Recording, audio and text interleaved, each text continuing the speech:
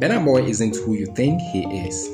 From serving a jail time in London to winning a Grammy Award and even selling out stadiums around the world. Here are 10 things you probably didn't know about Burna Boy. Let me start off at number 10. He started making his own music at the age of 10. While most kids were playing hide and seek or video games, Burna Boy was already chasing his musical dreams.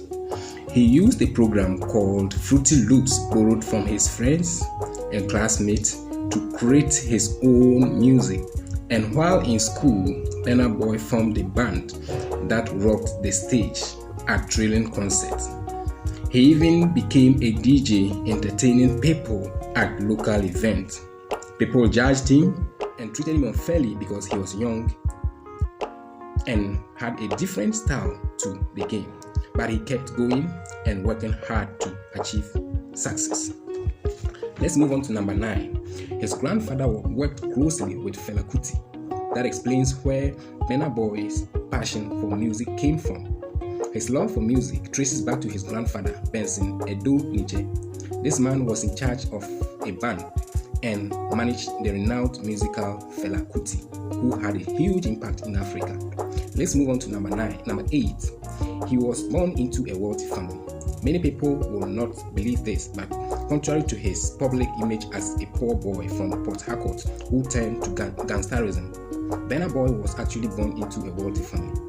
His father owned a welding company, while his mother excelled in business and education.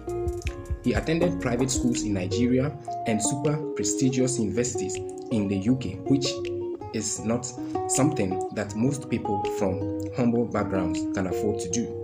Interestingly, Burna Boy has often presented himself as a hood boy. He has shared stories of his life in the slums and has also used his music to talk about street life and violence. However, some people believe Burna Boy's claims about his upbringing are exaggerated. Let's move on to number 7. His mother is his manager, Bose Ogulu, a powerful mom who is being the sheep for her son, a talented son. She has been Burna Boy's manager for quite a while now, but it was in 9 when she finally grabbed the spotlight. Burna Boy was this close to snagging the Grammy. She also a savvy businesswoman and an educator. She even worked as a translator for the Federal of West African Chambers of E-commerce and as a lecturer at Port Harcourt University. Bose Ogulu is a strong and a supportive mother who has helped Burna Boy to achieve success in his music career. Let's go straight to number 6. Burna Boy is an ex-convict. Burna Boy's past has been a roller coaster of troubling events. He was once involved with a gang accused of murder, which led to his arrest and time behind bars. Despite being released for good behavior, he had to complete parole and community service. However, he defied the rules by traveling to Nigeria, resulting in a 15-year ban from entering the UK. Let's move to number 5. He was the first Nigerian artist to headline the UCL final. Burna Boy made history when he became the first Nigerian artist to perform at the UEFA Champions League final. The final was held in Istanbul, Turkey, and Burna Boy performed his hit song Ye before the match. Burna Boy himself said it was an honor to perform at the final and that he was proud to represent Africa. Number 4. He is the first Nigerian artist to receive back-to-back Grammy nominations. Burna Boy is not just a musical genius, but he is also a record breaker and an award magnet.